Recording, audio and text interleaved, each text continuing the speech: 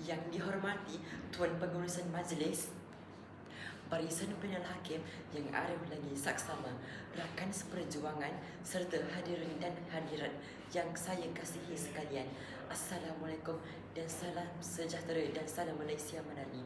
Berdiri saya Ahmad Sami Ikhwan di atas pentas yang mulia ini adalah untuk menyampaikan sebuah pidato yang bertajuk Rukun Negara, Teras Keharmonian Bangsa. Hadirin yang dihormati sekalian, rukun negara bukanlah sekadar ikrar yang diucap di bibir setiap kali perhimpunan rasmi. Ia adalah kompas moral dan tiang seri yang mempasakan perpaduan rakyat Malaysia yang berbilang kuang, yang berbilang kaum, agama dan budaya. Daripada 5 prinsip yang terukir indah, izinkan saya mengupas 3 prinsip utama yang menjadikan teras kekuatan masyarakat kita. Isi pertama, kepercayaan kepada Tuhan. Prinsip pertama yang saya ingin tegaskan ialah kepercayaan kepada Tuhan. Agama merupakan benteng rohani yang paling ampuh dalam membentuk jati diri insan. Tanpa pegangan agama, manusia mudah rebah dipukul badai kejahilan dan godaan moral. Di Malaysia, walaupun aslinya merupakan agama persekutuan, agama-agama lain bebas diamalkan dengan aman dan damai. Prinsip ini mengajar kita bahawa insan yang beragama ialah insan yang bertoleransi, menyayangi sesama manusia dan menjauhi permusuhan. Apabila kita menghormati pegangan agama orang lain, disitulah benih-benih keharmonian mula bercamur.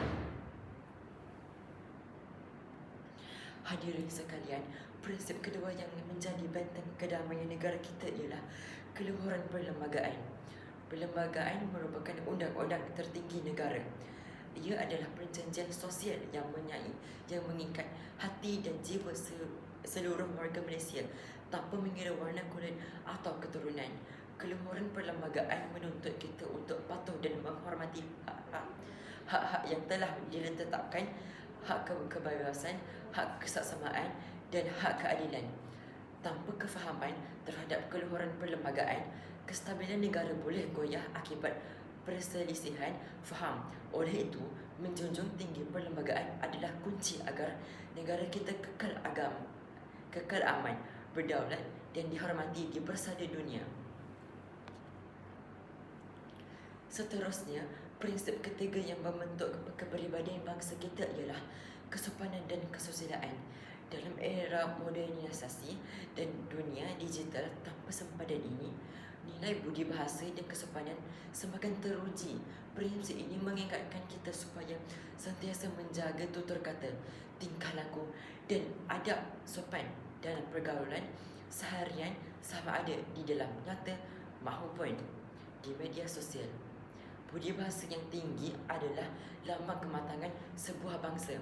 Apabila kita saling menghormati, beradab dan mengelakkan keucapan yang menyentuh sensitiviti orang lain, kita sedang membina sebuah masyarakat yang menyayang dan sejahtera.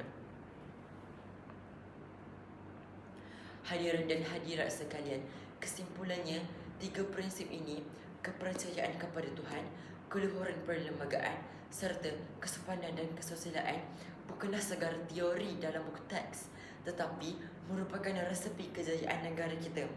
Marilah kita bersama-sama menghayati dan mempraktikkan prinsip-prinsip ini dalam kehidupan seharian, kerana akhirnya keharmonian Malaysia tidak bergantung kepada orang lain, tetapi bermula daripada diri kita sendiri.